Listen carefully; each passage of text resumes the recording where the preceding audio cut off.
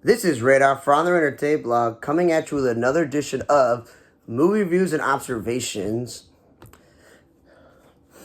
238. I know it's been a little bit of time, but between surgery and the baseball season starting very early in March, not a lot of time. First movie I watched was The Crow, which is apparently a remake that's based on the graphic novel by James O'Barr.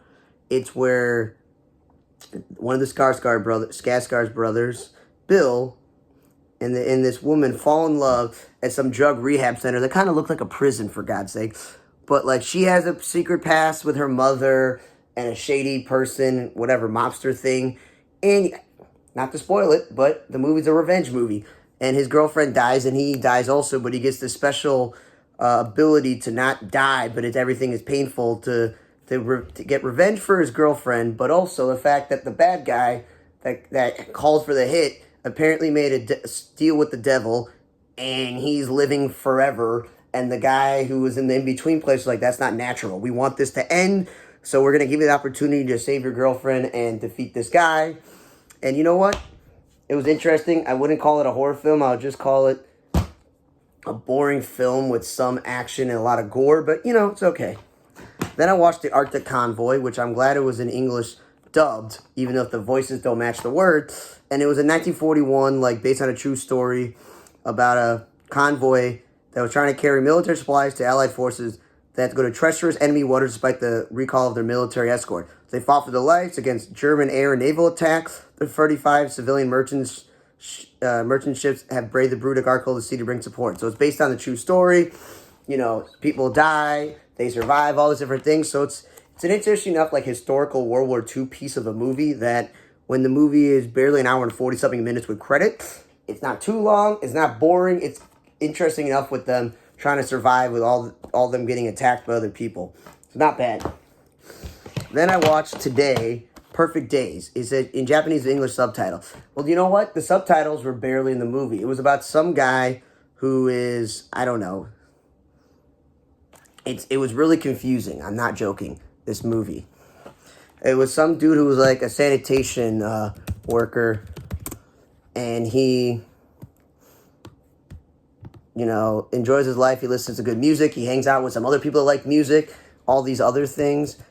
But, yeah, it's like a typical person who likes music, and the whole movie is barely him talking, barely anything happening, just living his normal, boring life, listening to movies, and music, and he's really, it really set on his life. So, it's a simple life he lives. It's a perfect life for him. His job he thinks is rewarding, and he listens to music. Not terrible, not great, mid, pretty boring, average movie. It was like 2 hours long. So again, it didn't need to be that long when there isn't that much plot or dialogue happening. And when the dialogue does happen, you have to read subtitles. Now, the two movies that I really liked over the last 2 weeks were You Gotta Believe, starring Luke Wilson and Greg Kinnear, about the Little League team in 2002 who went all the way to this championship run from Texas, and obviously they lost, but it was a huge deal that, everyone talked about it in the sports world.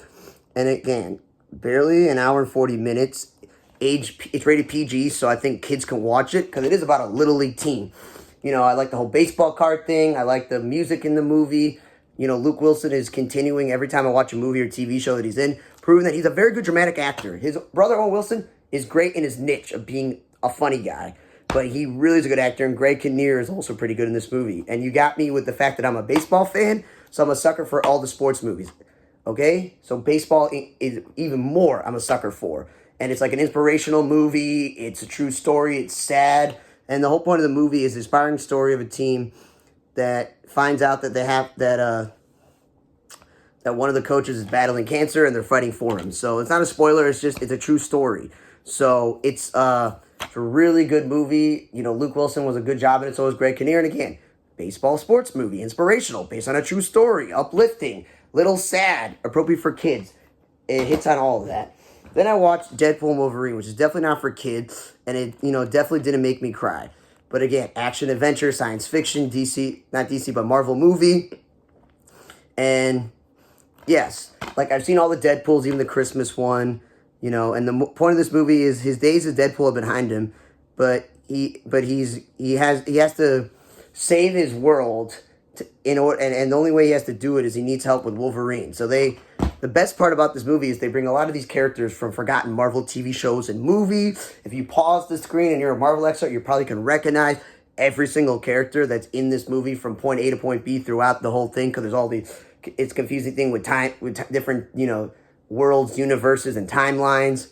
And a lot of the characters that from the other movies are in the movie hanging out with them, like Colossus and the other X-Men characters that, show up. Jon Favreau is in the movie as Happy, reprising his role. There's because he's part of the Avenger world. And then there's a bunch of actors that we all know that played, like, Blade and Elektra, like, all these characters, and, Johnny Thunder, so it's just cool that they had all these characters. They all were in the movies. There's all the alternate universes, and it's the typical inappropriateness, gory, like crude humor, childish humor for Ryan Reynolds in this movie, and Wolverine, being his typical thing. It's not the Wolverine, everyone is known from the X-Men trilogies, but it's fun. It was like I finally watched a movie that I can sit down and I was laughing.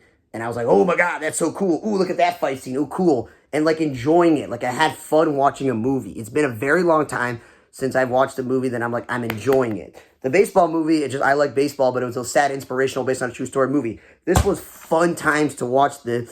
And like typical Marvel movie, it's like 2 hours plus. There's multiple post-credit scenes or like outtakes. So you're like, okay, cool. It's pretty funny.